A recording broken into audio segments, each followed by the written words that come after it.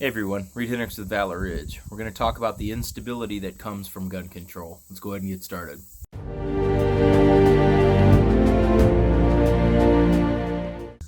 I'm just going to tell you right now, like the time of talking with people that want to further infringe on the Second Amendment is over. That discussion is over. I mean, just 5 years ago, people would claim an individual was paranoid. Oh, no one's coming for your guns. You don't have to worry. Well, we know that's a lie. We know that's an outright carte blanche lie.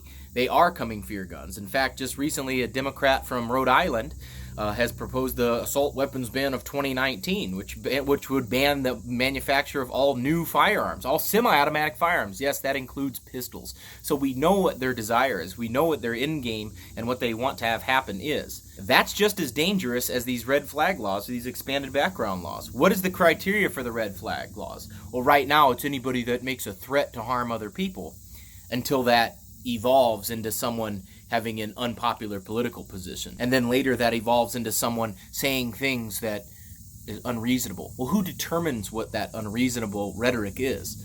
See, we've come to realize that there are many people that change what's acceptable rhetoric, and this changes from day to day and week to week until eventually it will get to the point where someone like me, who invokes the Founding Fathers and the Constitution, all of a sudden has a red flag against them because they're advocating an extreme position.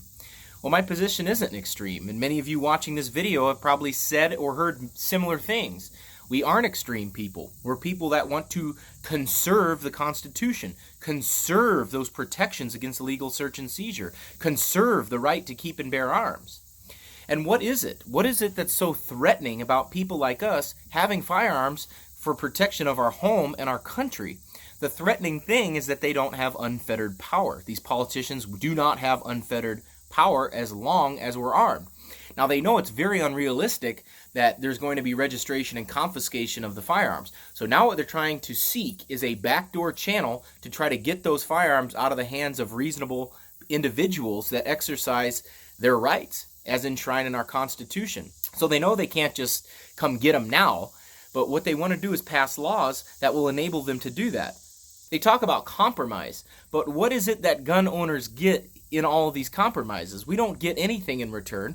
We simply retain a less and less and less slice of that pie that our forefathers fought for us to have.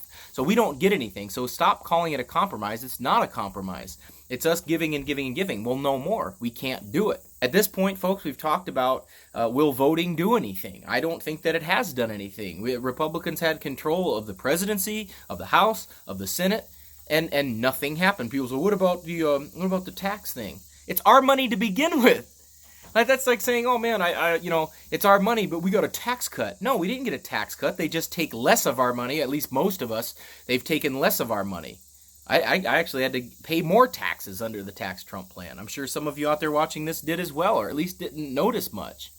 And now we've got Democrat senators that have attempted to bully the Supreme Court to vote the way that we want to on the issue of guns, or there's going to be consequences. Who are you to dictate to the Supreme Court how they have to rule in a case? I swear, you people are velvet glove tyrants, and in some cases, not velvet glove tyrants, just outright tyrants. Your arrogance and your conceit is sickening. When you consider what these red flags would violate in terms of the Bill of Rights, we can make a strong argument it most certainly violates the Second Amendment. It most certainly violates the Fourth Amendment, and the Fifth, and the Sixth, and it most certainly violates, I would argue, it violates the 14th Amendment as well.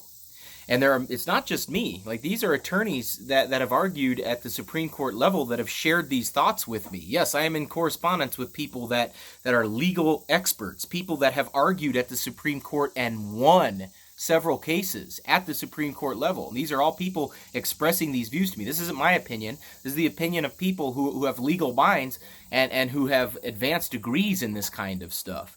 When we look at it from a logical level as well, what's threatening to politicians when it comes to people like us having these firearms is that they can't just ramrod stuff through.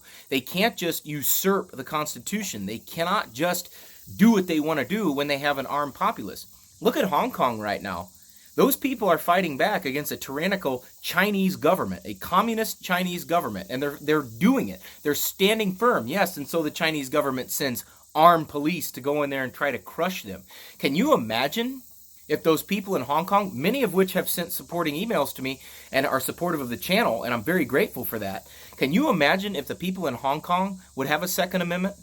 Can you imagine what would happen if the people at Tiananmen Square in 1989, what the outcome of that would have been had they had firearms? That's the reason why tyrants and people who want big government and control, that's the reason they don't want people like us to have firearms.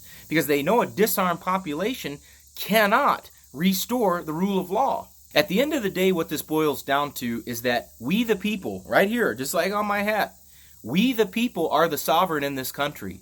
We the people are the ones in charge. We are the masters, and government is the servant. How many of you honestly think that the government acts like they're our servants? No, they act like we're dirt under their feet. That we're too stupid to make our own decisions. That we're too stupid to make these choices.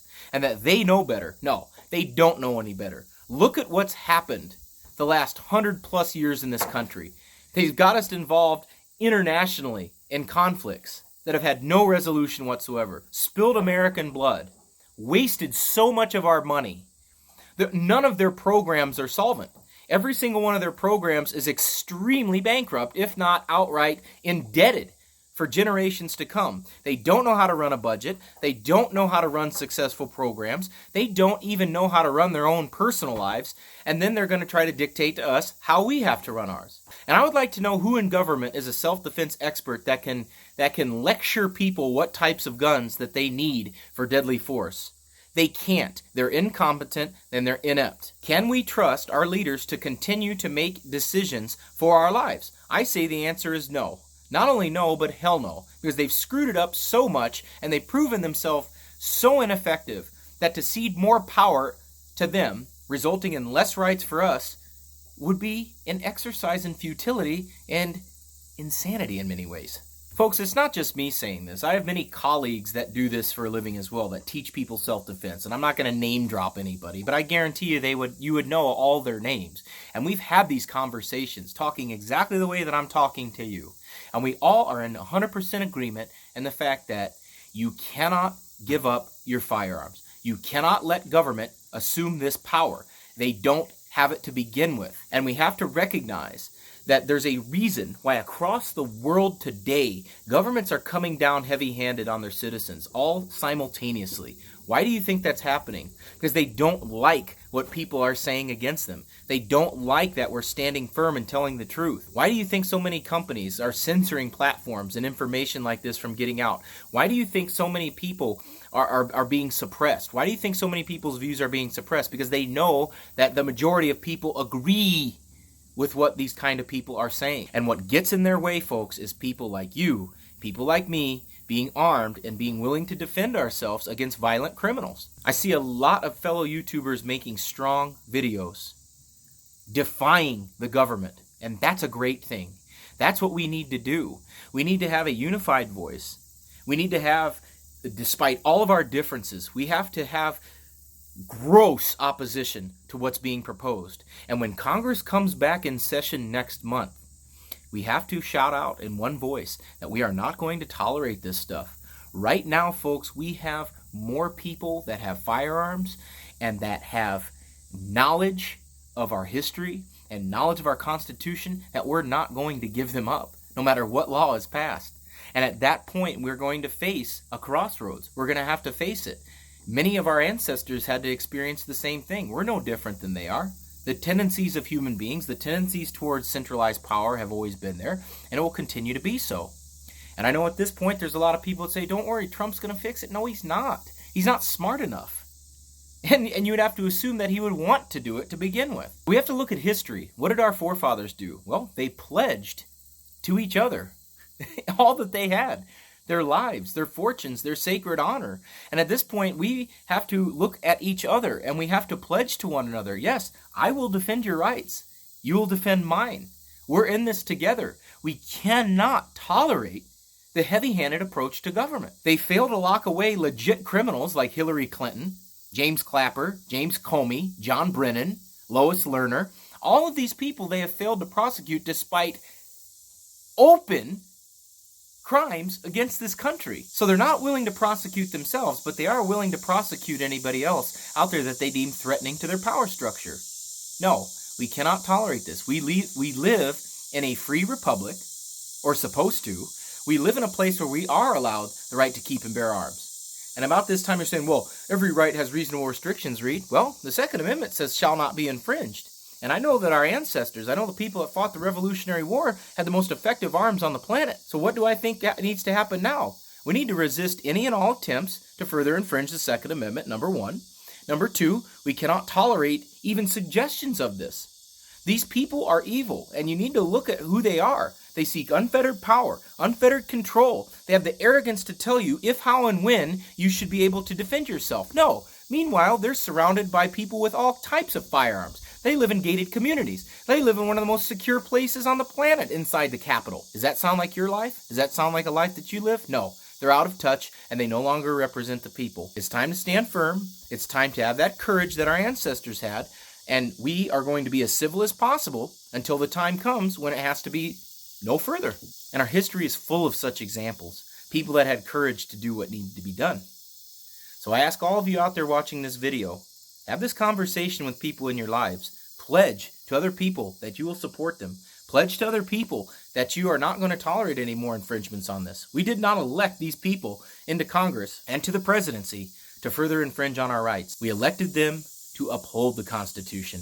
And when they have failed to do that, folks, they need to be held accountable. So this weekend, have those serious conversations with the important people in your life. Have those serious conversations about what this country is and what our forefathers fought to bring about and what the Constitution is and what the role of elected officials is.